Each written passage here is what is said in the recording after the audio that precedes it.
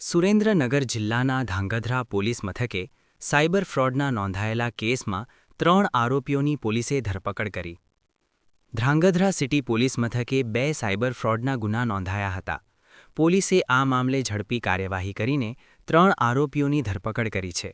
આ આરોપીઓ અન્ય રાજ્યોમાં થયેલા સાયબર ફ્રોડના નાણાં સ્થાનિક બેંક ખાતાઓમાં જમા કરાવતા હતા.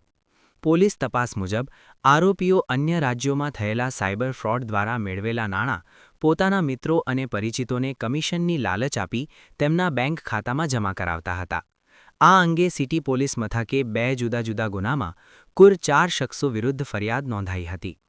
પ્રથમ ગુનામાં કમલેશભાઈ દલપતભાઈ પાનસુરા અને મિલન ચંદારાણા વિરુદ્ધ ફરિયાદ નોંધાઈ હતી, જ્યારે અન્ય એક ગુનામાં ચિરાગ મધુસૂદનભાઈ વડોદરિયા, દશુભા ઝાલુભા ઝાલા વિરુદ્ધ ગુનો દાખલ કરવામાં આવ્યો હતો.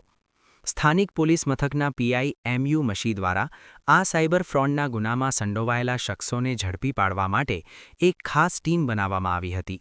હેડ કોન્સ્ટેબલ ધીરુભા પરમાર, સંજયભાઈ મુંધવા, સરફરાઝભાઈ મલેક, પ્રતિપાલસિંહ ઝાલા સહિતનાઓએ તપાસ હાથ ધરી હતી.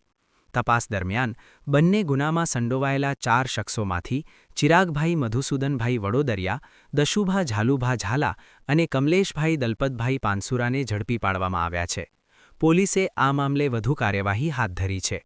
સુરેન્દ્રનગર રિપોર્ટર મહેશભાઈ ઉતેરિયા દ્વારા.